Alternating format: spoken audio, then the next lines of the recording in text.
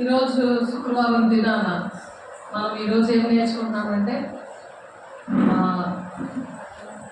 మీ శరీరములను ఆయనకు సజీవ యాగంగా సమర్పించుకోండి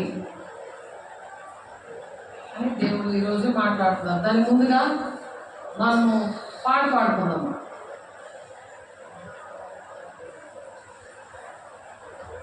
దేవుని మహిమ పొందుతాము.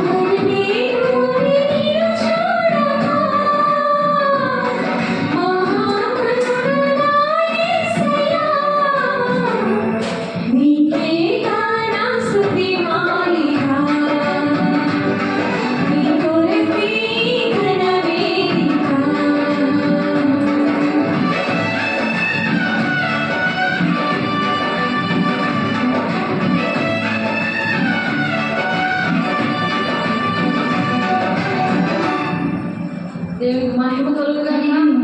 దేవుని స్తోత్రం.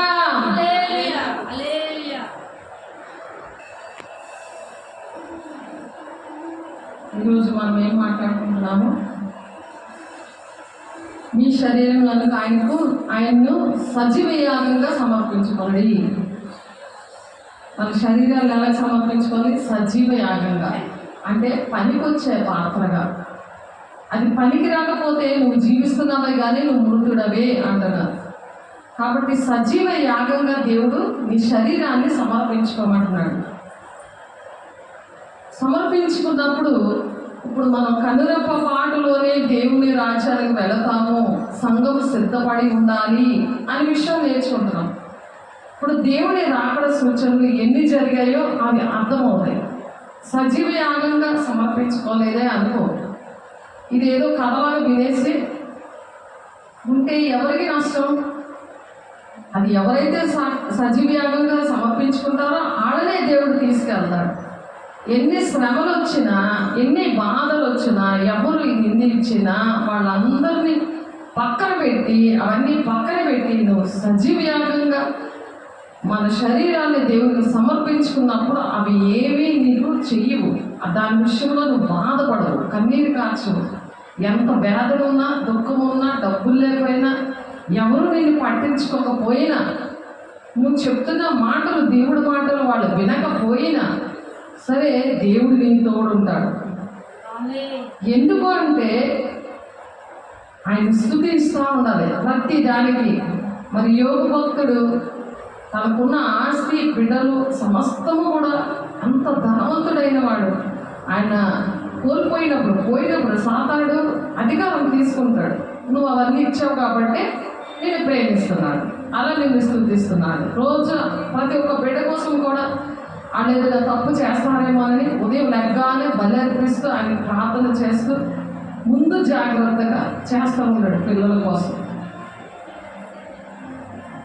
అన్నీ చేసిన ఏ మాటలో కూడా తను దేవుడికి ఇష్టం లేదు అన్న పరిస్థితులు ఆయనకు అసలు ఎందులో కూడా లేవు. అన్ని ఇష్టమైన పనులే చేస్తూ వచ్చాడు. కాబట్టి దేవుడు దీవించాడు కదా. మరి దేవుడు దీవిస్తాడు కదా, దేవుడికి ఇష్టమైన బిడ్డలు దీవిస్తాడు కదా. అడుగు వాటికంటే, ఊహించే వాటికంటే అత్యధికంగా దీవిస్తానన్న దేవుడు దీవిస్తున్నాడు. అలా దీవించినప్పుడు సాతానుకు మంట పుట్టింది. నువ్వు అలాగా దీవిస్తున్నావు కాబట్టి అతను మరి అలా ఉన్నాడు. యోబు వాడు ఎవరూ లేరు, అంత భక్తిపరుడు, అంత ఆస్తిపరుడు ఎవరూ లేరు అని దేవునికి మహిమకరంగా ఉన్నాడని మరి దేవదూతలతో వాడు కూడా వెళ్ళి వేసే సింహాసనం దగ్గరికి దేవుని రాజ్యానికి వెళ్ళి మరి చెప్తాడు ఈ మాటలు. ఎందుకు వచ్చావు అని అంటే, ఇంకో ఇది వాడికి ఏంటంటే ఈ డౌట్. అలాంటి అంటే ఏమి లేకపోయినా సరే ప్రేమిస్తారా అని చెప్పి దేవుడి మీద ఛాలెంజ్ తోటి దేవుడిని ఏమంటాడంటే, యోగుకు అన్నీ ఇచ్చావు కాబట్టి నేను ప్రేమిస్తున్నాను, లేకపోతే నేను ప్రేమించాను, అన్ని తీసే అప్పుడు చూద్దాం అని ఛాలెంజ్ చేస్తాడు. అలా చేయగానే నువ్వు చూడు అన్నీ పోయినా సరే యోగు లాగా ఎవరు అంత భక్తి చేయరు, అంతగా దేవుడు ఇష్టంగా ఉండరు, అలాగా ఆశీర్వాదకరంగా ఉండడు. ఏమీ లేకపోయినా సజీవయాగంగా తను సమర్పించుకున్నాడు కాబట్టి తన శరీరాన్ని, ఆ శరీరానికి కానీ ఆస్తికి కానీ అన్నిటే నువ్వు ఎలాంటి శోధనలు నువ్వు పెట్టు, కానీ ఆ ప్రాణం మీద మాత్రం నీకు అధికారం లేదు అని చెప్పి దేవుడే అధికారం ఇస్తాడు. ఎందుకంటే దేవుని ప్రేమని ఎలా ఉంటుంది, దేవుని బిడ్డల విషయంలో దేవుని ప్రేమ ఎలా ఉంటుంది అని ఎలా ఉంటుంది, దేవునికి స్తుతిస్తూనే ఉన్నాడు. అవి ఏంటంటే ఇచ్చిన వానికి స్తుతులు, పోయినా స్తుతులే, అంటే ఇవ్వకపోయినా స్తుతులే అనే విధంగా ఆయన చెప్తాడు. అంటే ఏ విషయంలో అయినా దేవుని ప్రేమించాలి అనే దేవుడు ఒక మాదిరికరంగా దేవుని భక్తుడిని అలాగ మన మాదిరికరంగా పెట్టాడు. కాబట్టి ఆయన అలా స్తుతించాడు. అన్నీ పోయినా సరే స్తుతించాడు. ఆయన ఇచ్చాడు, ఆయన తీసుకెళ్ళి వెళ్ళిపోయాడు, ఆయనకే స్తుతులు అన్నాడు అంతే ఒక మాటలో. ఇచ్చినప్పుడు నువ్వు సంతోషంగా ఉన్నావు, మరి లేనప్పుడు కూడా నువ్వు సంతోషంగా ఉన్నావు కదా. ఎప్పుడు నువ్వు ఒకలాగా ఉండాలి కదా. ఇప్పుడు ఎలా ఉన్నారు? మనుషులు బోధ వినుకొని దేవుడు ఆశీర్వాదాలు పోగానే సేవకులు మర్చిపోయారు. ఏంటి?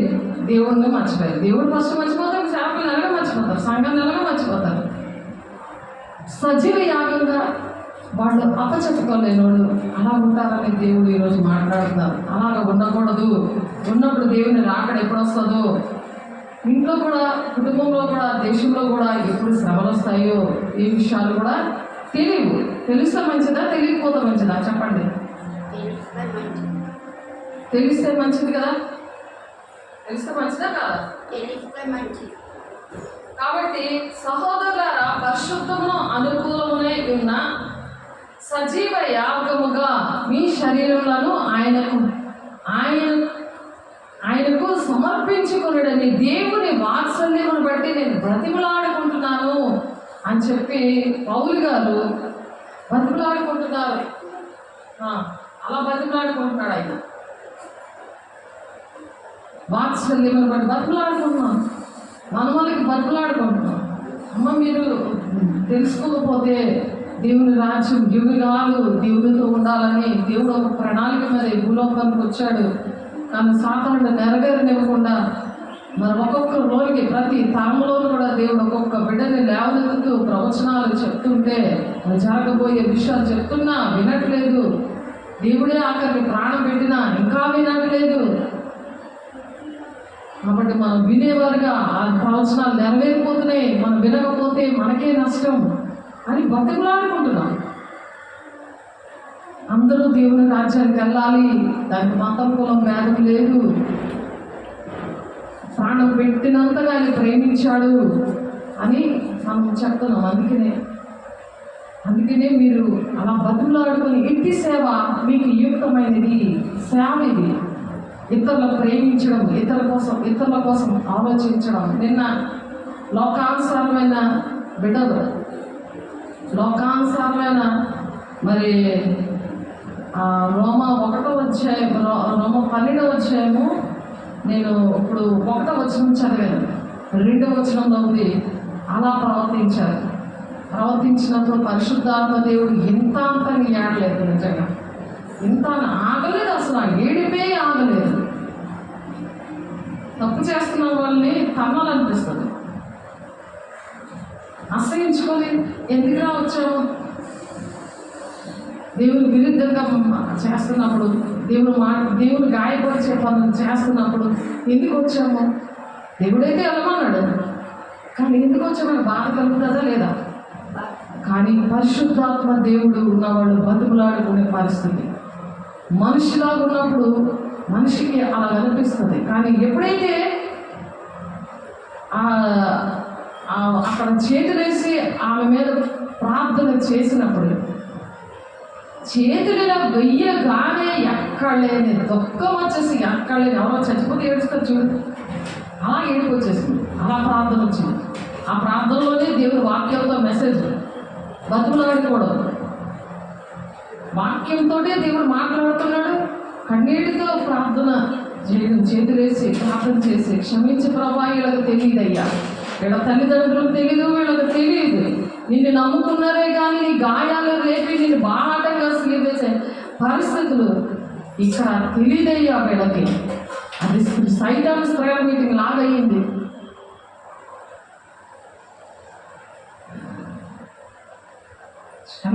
ఎంత బాధగా ఉంటుంది ఆలోచించాం.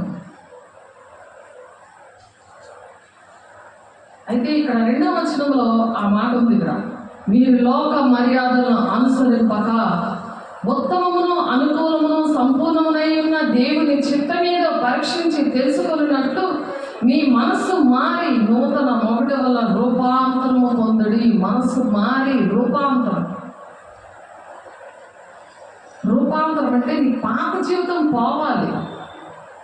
దేవుడు నిన్ను రక్షించుకుని లేనప్పుడు నువ్వు ఏ చెత్త అలవాట్లు ఉన్నాయో అవన్నీ మానేయాలి. నువ్వు రూపాంతరం పొందాలి, నీ రూపం మారాలి. దేవుడిని స్తుతిస్తున్నప్పుడు నీకేగా నా స్తుతి మాలిక అని చెప్పి దేవుని దగ్గర నీ కొరకే ఈ ఘన వేదిక. ఆ వేదిక ఏంటి? నీ హృదయమే. దేవునికి ఆలయం ఉంది, అక్కడ ఒక వేదిక వేయాలి, ఒక స్టేజ్. దేవుడు ఆ స్టేజ్ మీద నిలబడి నిన్ను నడిపించాలి. అనుక్షణం కూడా ఘన వేదిక, ఎంత డెకరేషన్గా పెళ్ళివి లేకపోతే పుట్టినరోజులవి మీటింగ్స్లో పెడతారు వేదిక, కానీ దేవునికి ఇష్టంగా ఉండట్లేదు. అంచెదినాలు మనుషులు కల్పించిన పద్ధతులే, దైవోపదేశాలకు వ్యర్థమైన ఆరాధన చేస్తుంటే దేవుడికి దుఃఖం వస్తుందా లేదా? అంతవరకు రాలేదు దుఃఖము, అంతవరకు మామూలుగా మాటలు వచ్చాయి. ఏంటి ఇలా చేస్తున్నాం, ఎందుకు ఏంటి అని అందరితో మాట్లాడమైంది. చక్కగా సరదాగా చక్కగా నవ్వుకుంటూ జాగ్రత్తగా చక్కగా కోపం లేకుండా. కానీ చెయ్యి ఎప్పుడైతే ఆ బిడ్డ మీద చెయ్యి వేసి ప్రార్థన చేస్తే, ఎందుకంటే ఆ శాపము ఆ పాపము 3-4 తరాల వరకు తండ్రుల దోషం కుమారుల మీదకి వచ్చేస్తుందని ఉంది వాక్యం. నిర్గమకాండంలో ఉంది 10 ఆజ్ఞల్లో. తల్లిదండ్రుల పాపాల పిల్లల ఒడిలో పోస్తానని ఉంది ఇర్మియా 32:18. అవి వచ్చేస్తాయని భయం ఉంటుందా లేదా? భయం వేస్తుందా? వాళ్ళకి తెలియదు. కానీ ఎప్పుడైతే ఈ సజీవ యాగంగా సమర్పించి ఉంటామో, రూపాంతరం పొందుతామో, అప్పుడు ఆ బిడ్డలకి ఆ కన్నీరు వస్తుంది. ఆ రూపాంతరం చెందలేని వాళ్ళకి చిరాకుగా ఉంటుంది. ఉంటుందా? ఉందా? అర్థమవుతుందా? నశించిపోతున్న వాళ్ళకి వెరుతనే ఉంటాయి ఆ మాటలు, ఆ కన్నీరు, ఆ వేదన, ఆ దుఃఖం. ఉంటుందా లేదా? అదేదో డెకరేషన్ అనుకుంటున్నా. రోటీని పసుపు దంచుతారు కదా, రోటీ దాని నిండా అన్నీ రాసి అంతా డెకరేషన్ చేసి అన్ని జనుల మధ్యన మీరు ఒక సాక్షిగా ఉండమని చెప్పారు దేవుడు. నువ్వు ఒక వెలుగుగా ఉండడానికి దేవుడు ప్రాణం పెట్టారు. పాపం నుండి, శాపం నుండి మానవాళి రక్షణ కోసం నేను దేవుడు పిలిస్తే అలా పని చేయకూడదు కదా. కాబట్టి అలాగా దేవునికి ఆ విధంగా సజీవ యాగంగా మనము దేవునికి సమర్పించుకున్నప్పుడు మనం ప్రేమిస్తాము, క్షమిస్తాము. అటువంటి వారి కోసము రోదన కలిగే స్త్రీలను పిలవనప్పండి అని ఉంది వాక్యం, విలాప వాక్యంలో. అంటే కన్నీరు వాళ్ళకే వస్తుంది, మిగిలినోళ్ళకి రాదు. మిగిలిన ప్రార్థన చేస్తారు కానీ ఇతరుల పక్కన ఇతరులతో ప్రార్థన, 2వ మనిషి ప్రార్థన చేసిన, 3వ మనిషి ప్రార్థన చేసిన పరిశుద్ధాత్మ దేవుడు వాళ్ళ యొక్క కన్నీరు తెప్పిస్తాడు. కానీ ఒక వేదన, గుండెలో ఒక వేదన ఉండదు. వాళ్ళకు కూడా చిరాకు అనిపిస్తుంది. ఎవరు చిరాకు పడినా మనం ఏం నేర్చుకున్నాము? నిన్ను ఎవరైనా నిందించినా, నిన్ను హేళన చేసినా, నా నిమిత్తము జనుల్ని నిందించి హింసించి చెడ్డ మాటలలో పలికినప్పుడు మీరు ధన్యులు, సంతోషించి ఆనందించండి, పరలోకమందు మీ ఫలము అధికమగును. ఇప్పుడు అది ధన్యతలో దేవుడు కొండ మీద ప్రసంగం చేశారు. అవన్నీ పాటిస్తే చాలు, దేవుని రాజ్యానికి వెళ్ళిపోతారు. ఆ ధన్యతలన్నీ ఎప్పుడైతే దేవుడు మరి అటువంటి మనసు ఇవ్వడమే, రూపాంతరం చెందడము, అది నీకు అర్థమవుతుంది. ఇతరుల కోసము నీకు ఆ దుఃఖం వచ్చింది, ఆ వేదన వచ్చింది, ఆ భారం వచ్చింది. దేవుని బిడ్డలని నిన్ను వల్ల నీ పొరుగు వాళ్ళని ప్రేమించమనే ఆజ్ఞ, దేవుడు ఇచ్చిన ఆజ్ఞ, అది నెరవేర్చినట్టు దేవుడు లెక్కలో పెట్టుకుంటారు. మనం ఆ రాకడలో ఎత్తబడినప్పుడు దేవుడు జీవ కిరీటము, నీతి కిరీటము, అక్షయ కిరీటము, ఇవన్నీ కిరీటాలు కొన్ని ఉన్నాయి. అవి ఇస్తాడు. నా బిడ్డ, నువ్వు కాచిన ప్రతి కన్నీటి బొట్టు కూడా ఇదిగో కమినలో ఉందా రాచాను, నువ్వు విషయాలు తీసుకో. ఆ విషయాలు మనం చెప్పుకున్నాం. నువ్వు ఇప్పుడు సంతోషించి ఇప్పుడు బాధపడకు. వాళ్ళకి తెలియలేదు, నువ్వు చెప్పేవి కానీ వినలేదు. కానీ నీలో ఆ దుఃఖము, ఆ వేదన ఇంకా లేదు. నువ్వు ఇప్పుడు సంతోషించు అంటారు. వేదన వస్తుందా లేదా?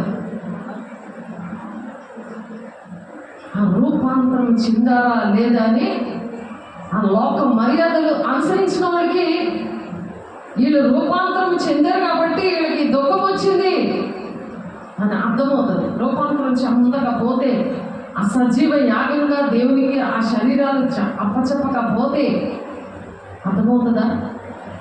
అర్థం కాదు. దేవుడు నమ్ముకున్న వాళ్ళని పేరుకి మాత్రమే నామకార్థంగా ఉంటే మంచిదా? నువ్వు జీవిస్తున్నావు కానీ మృతుడివే అన్నట్టుగా ఉంటే మంచిదా? ఆలోచించండి. కాబట్టి సహోదరులారా, పరిశుద్ధమును దేవునికి అనుకూలమైన సజీవ యాగంగా మీ శరీరములను ఆయనకు సమర్పించుకున్నదని దేవుని వాత్సల్యమును బట్టి మిమ్మల్ని బతిమలాడుకుంటున్నాను. ఇట్టి సేవ మీకు యుక్తమైనది. అన్ని సేవలు ఉన్నాయి. చాలామంది బట్టలేని బట్టలు ఇస్తారు. అన్ని మతాల్లో ఉన్నవాళ్ళు కూడా, అన్ని కులాల్లో ఉన్న వాళ్ళు కూడా పేదలు ఎంతో సాయం చేస్తారు కదా, కానీ లెక్కలోకి రావు. ఈ సేవ యుక్తమైనది అంటున్నారు. అవన్నీ దేవుడు చాలా కొద్ది కాలమే ఉంది. ఇప్పుడు రష్యా ఇరాన్ యుద్ధం జరుగుతుంది. రాకడ సూచనలు ఒక్కొక్కటి జరుగుతున్నాయి. అది మనం గమనించుకోవాలి. దేవుడు వస్తున్నాడు కదా, మనం ఏం కలవరం పొందక్కర్లేదు, త్వరగా దేవుడి దగ్గరికి వెళ్ళిపోతాం, మనం సంతోషపడాలి. దేవుడు వస్తే మంచిదా, లేకపోతే ఇక్కడే ఉండి బాధలు మనం అనుభవిస్తూ ప్రతి ఒక్కరు బాధపెడుతుంటుంటే, దేవుడి మాట వినకపోతుంటే దేవుడికి అంత బాధ ఉంది. మరి మనకు కూడా బాధ ఉంటుంది కదా. దేవుడు కలిగిన బిడ్డలకు బాధ ఉంటుందా లేదా? సొంత ఇంట్లో వాళ్ళేంటి, సంఘంలో వాళ్ళేంటి, మరి ఎక్కడికి వెళ్ళినా సరే ఆ పరిస్థితులు చూసి చాలా బాధగా ఉంటుంది.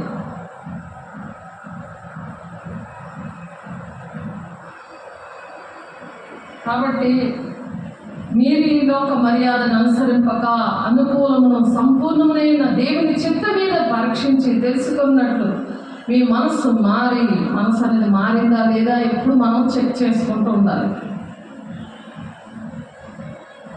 రూపాంతరం చెందామా లేదా? మరి యేసయ్య మన కోసం ప్రాణం పెట్టడానికి, ఈ మానవాళి రక్షణ కోసం ప్రాణం పెట్టడానికి పేతురు, యోహాను, యాకోబుతోటి వీళ్ళ కొంచెం మాట వింటున్నారన్నమాట. మీకులా మాట వింటున్న వాళ్ళని కొండ మీదకి తీసుకెళ్ళి ప్రార్థన చేద్దాం రండి, ఇంకా కొద్ది టైమే ఉంది, మెలకు కలిగి ప్రార్థన చేయండి అంటే వాళ్ళు ఆత్మ సహకరిస్తుంది కానీ శరీరం సహకరించలేకపోతుంది. అలాంటప్పుడు వాళ్ళు నిద్రపోతారు. నిద్రపోయేటప్పుడు యేసయ్య ప్రార్థన చేస్తుంటాడు. ఒక్కడే ప్రార్థన చేస్తుంటే మరి దేవుని బిడ్డలు, ముందు చనిపోయిన దేవుని భక్తులు ఏలియా, మోషే అటు ఇటు వచ్చి వాళ్ళు దేవునితో రూపాంతరం చెందుతుంటే వాళ్ళిద్దరూ అటు ఇటు వస్తారు. ఇటొకరు అటొకరు వచ్చినప్పుడు అది ఆ దేవుని యొక్క మేఘము వచ్చి ఆవరిస్తుంది. అక్కడ ఆవరించినప్పుడు అక్కడ నుండి దేవుని యొక్క స్వరం వస్తుంది. ఈ లోపల ఆ వెలుగుకి పేతురు గారు లేచి ముగ్గురికి 3 గుడారాలు కడదామని చెప్తుంటాడు. అప్పుడు దేవుని స్వరం ఏం చెప్తుంటుందంటే, యెహోవా దేవుడు మాట్లాడతాడు, ఆయన నా ప్రియ కుమారుడు, ఆయన మాట మీరు వినండి అని చెప్తారు. మీరేం ఐడియాలు ఇవ్వద్దు. అలాగా సేమ్ రూతోడు కూడా అదే మాట చెప్పారు నా విషయంలో. వాళ్ళకి ఆత్మీయతలు తెరిచినప్పుడు, వాళ్ళకి చెస్ట్ క్యాన్సర్, గుండె నొప్పి, పొట్టు పిల్లలాగా ఉన్నప్పుడు ఏంటి దేవుడు ఏంటంటే డస్ట్ అలర్జీ అలాగ ముగ్గురికి కూడా ఉన్నప్పుడు దేవుడు వాళ్ళకి పట్టించేటట్లు అలాగే చూపించినప్పుడు ఆత్మీయ నేత్రాలతో నేను మీకు చీకట్లు పడ్డాయని నేను చెబితే, నాకు కళ్ళు మూసినా కళ్ళు తెరిస్తున్నా మీకు కనబడతాయండి, మేము మీకు భూమిని తలకిందులు చేసే మరి ఆ అభిషేకము ఆ వరాలు మీకు ఉన్నాయండి అని ఒక బ్రాహ్మణగా ఉండి తను పాస్టర్గా అయింది. రాజేశ్వరి అని వైజాగ్లో ఉందామె. ఆమె నా కోసం చెప్పింది. ఆమె ఉంటున్నప్పుడు ఆమె చెప్పింది, నన్ను చూసి నా కోసం ప్రార్థన చేసి చెప్తుంటే వాళ్ళకు ఆత్మీయ నేత్రాలు తెరిచాడు. కానీ నేను చెప్పింది వినరు కదా. సజీవ యాగంగా సమర్పించుకోకపోతే వినరు. వాళ్ళకి ఎన్ని వరాలున్నా, ఎంత అభిషేకం ప్రార్థన నేను చేసినప్పుడు, వాళ్ళకి బాప్తిస్మం ఇచ్చినప్పుడు, బాప్తిస్మం ఇస్తుంది నేను కాదు యేసయ్య బాప్తిస్మం ఇస్తున్నప్పుడు అన్నట్టు నన్ను చూడలేదు అక్కడ. యేసయ్యను వాళ్ళు చూశారు. యేసయ్య బాప్తిస్మం ఇస్తున్నాడు, నేను కాదు, మీరు కాదు పాస్టర్ గారు, మీరు లేరు అక్కడ అని చెప్పి వాళ్ళు ఎన్నో సాక్ష్యాలు, ఇంగాపల్లిలోనేంటి, ఈ జొన్నగుడ్లోనేంటి, ఎన్నో సాక్ష్యాలు వాళ్ళ ద్వారా. వాళ్ళు కాదు, వాళ్ళతోటి ఇంకా కొంతమంది ఉన్నారు, చాలామంది ఉన్నారు అలాంటి వాళ్ళు. అలాగే ఆత్మీయతలు తెరిచినవాడు దేవుడు. ఎక్కడ నిలబడినా అక్కడ ఆత్మీయతలు తెరిచేవారు. ఎక్కడ నేను ప్రార్థన చేసినా ఆ ఎదుటోళ్ళకి దేవుడు ఆత్మీయతలు తెరిచి చెప్తున్నప్పుడు వాళ్ళకి కూడా చీకట్లు కనబడుతున్నాయి. ఎందుకు? మాట వినట్లేదు కాబట్టి. శిష్యులు అలాగే ఎంత భక్తి చేసినా, యేసయ్యని ప్రేమించినా, ఇప్పుడు నన్ను వాళ్ళు ప్రేమించినా మాట వినట్లేదు. ఎందుకంటే సజీవ యాగంగా వాళ్ళు దేవుడిని సమర్పించుకోలేదు. ఈ వరాలు వచ్చాయి, ఈ అభిషేకం ఉంది కదా అని మేము దేవుల్లో ఉన్నాము అని అనుకుంటున్నారు. దేవుడు కృప ద్వారానే రక్షించబడతాము, మనలో ఏమీ లేదు అని దేవుడు మరి చెప్తున్నారు. ఎక్కడంటే అది ఎఫెసీయులకు రాసిన పత్రిక 2వ అధ్యాయం 8వ వచనంలో, మనలో ఏమి లేదు, మనము సమర్పించుకుంటే చాలు, సజీవ యాగంగా ఆయనకి సమర్పించుకుంటే చాలు, మన శరీరాన్ని అంటే పరిశుద్ధం ఉంటే చాలు. దేవుడు వాడుకోవడం ఆయన మనకి ఏం అర్హతక్కర్లేదు, కానీ ఆయన ప్రేమించి ఆ విధంగా వాడుకోవడానికి ఇష్టపడుతున్నాడు.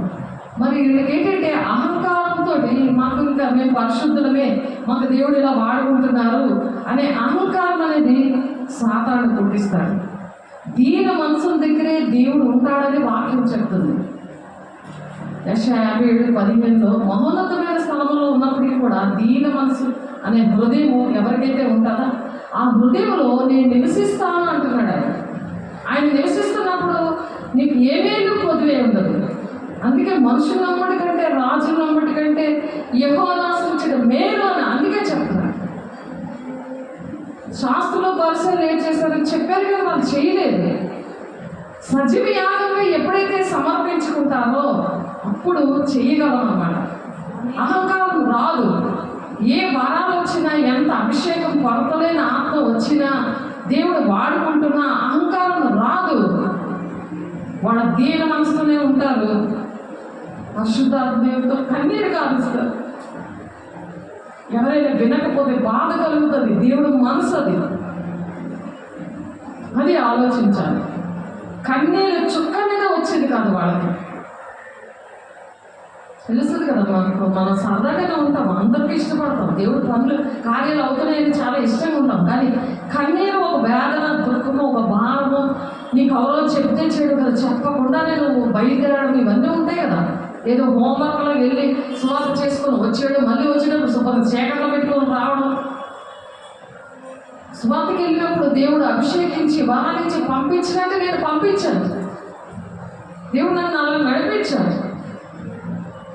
సజీవ యాగంగా నేను 19 ఏళ్ళు నా చేతులెత్తి నేను ప్రమాణం చేసి నా జీవితం నీకు అంకితం ఇస్తున్నానయ్యా అన్నప్పుడు, అంకితం ఇచ్చేయమంటే కుటుంబాన్ని ఇచ్చిపెట్టేసి, బాధ్యతలు వదిలిపెట్టేసి, వస్తువులన్నీ తీసేసి, తెల్లబ్రష్ చేసేసి అది కాదు. అదనుకుంటున్నారు ప్రజలు. సాతానుడు ఎలా బాధ చేస్తున్నాడు ఆలోచించండి. ఇది యుక్తమైనది సేవ అంటున్నాడు. అలాగంటే ఇలాంటి విధవరాల మాట ఎవరు వింటారు అని అంటారు. బొట్టు లేదు, ఏటి లేదని.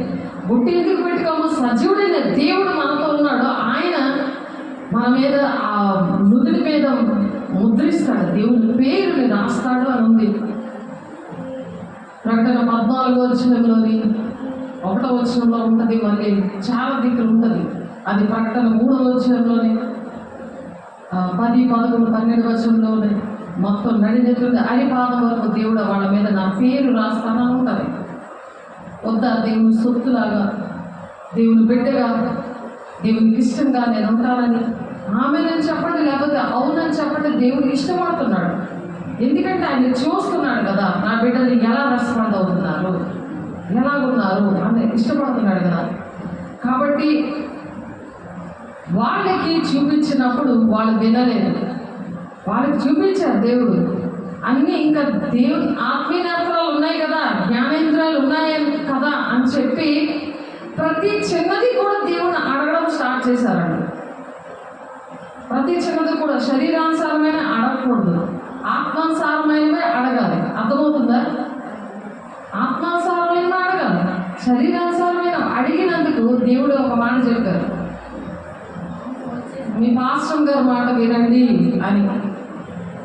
ఇక్కడ యేసయ్య కూడా, యేసయ్య విషయంలో కూడా ఈ ముగ్గురుతో కూడా యోహాను, పేతురు, యాకోబుతో నా కుమారుడు మాట వినండి అని, నా బిడ్డ మాట వినండి. పౌలు గారితో కూడా అదే మాట చెప్పారు, నా బిడ్డ, నా సంపూర్ణమైన బిడ్డ, తన మాట విను అని చెప్పారు. అంత ఈజీగా ఇచ్చేస్తారనమాట దేవుని ఆత్మీయ నేత్రాలు. దేవునితో మాట్లాడే అనుభవం ఉంటే దేవుడిని వాళ్ళ ఐడియాలు చెప్తా ఉంటారు. దేవుడికి మనం ఐడియాలు చెప్పచ్చా? దేవుని బిడ్డని దేవుడు మరి ఒక మనిషిని దేవుడు ఎంచుకొని మీకు ఇచ్చినప్పుడు వాళ్ళకి ఐడియాలు చెప్పి వాళ్ళు నడాలనే, మరి మీకు తెలుసు ఎంతమంది అయితే ఐడియాలు ఇచ్చారో, ఎవరు ఇలా చేయండి అలా చేయండి. అది ఎందుకండి? యూట్యూబ్ ఛానల్ ఎందుకండి? సేవ బయటికి వెళ్ళడం ఇష్టం లేదు సాతానికి. అంచె దినాల్లో అందరికీ సువార్త ప్రకటిస్తానే దేవుడు వస్తానని ఉంది. మత్తయి 24:14 దేవుడు రావడం ఇష్టం లేదు సాతానికి.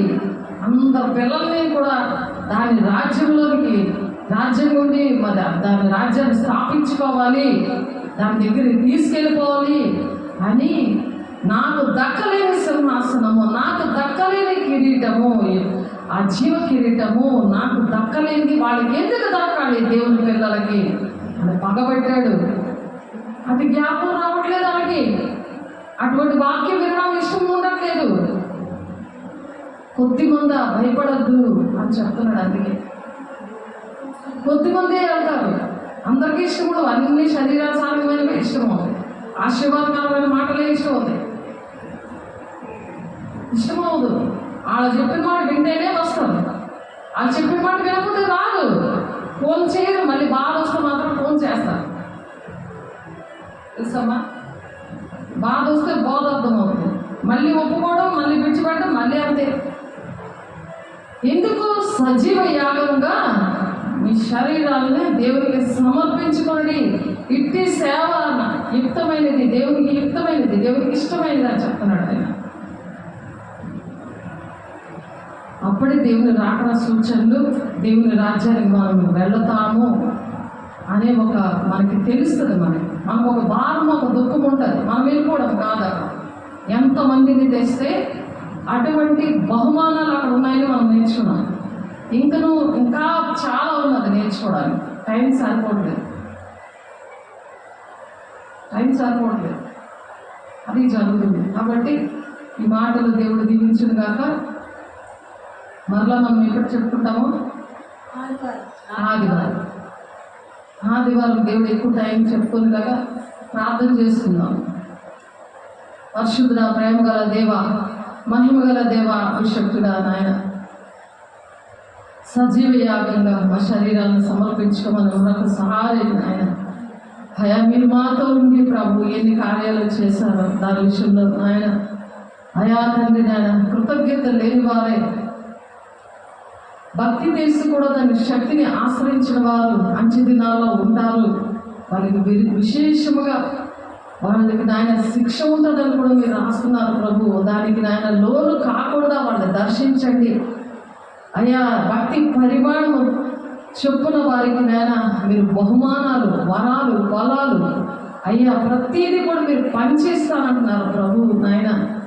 అందుకే నాయన మీరు నాయన సజీవ యాగంగా మీ శరీరాలు దేవునికి సమర్పించుకుని రూపాంతరం పొందండి అయ్యా. రోమా 12:1-2 వచనాల్లో మీరు నాయన మాట్లాడి ఉన్నారు ప్రభు మాతోటి నాయన. అదే మాకు నాయన అయా స్తుతి మాలికగా, ఘన వేదికగా మా హృదయాలను ప్రభు, మా హృదయంలో మిమ్మల్ని ప్రతిష్ఠించుకోవడానికి అయ్యా మీరు సహాయం చేసినందుకు నాయన, అనేక మందికి నాయన అట్టి భాగ్యాన్ని మీరు ఇస్తున్నందుకు మేము అనుక్షణము కూడా అయ్యా మా ప్రాణప్రియుడిగా నా తండ్రి అనుక్షణము మిమ్మల్ని స్తుతిస్తూ ఘనపరుస్తూ నీ సేవ చేయడానికి, నీ ప్రణాళిక నెరవేర్చడానికి, తండ్రి చిత్తాన్ని నెరవేర్చే బిడ్డలుగా మమ్మల్ని దీవించి ఆశీర్వదించండి, మమ్మల్ని సరిచేయండి. ఏ విషయంలో నాయన మేము తప్పిపోకుండా నీ కాపుదల, సంరక్షణ, నీ కంచె నాయన, నీ అగ్ని కంచె, మేఘ స్తంభాన్ని ప్రభు అయ్యా మా సంఘం మీద, సంఘ బిడల మీద అనేకమైన సంఘాలు ప్రభు సంఘములతో ఆత్మ చెప్పుచున్న మాట చెవిగలవాడు వినుగాక అని చెప్తున్నావు నాయన.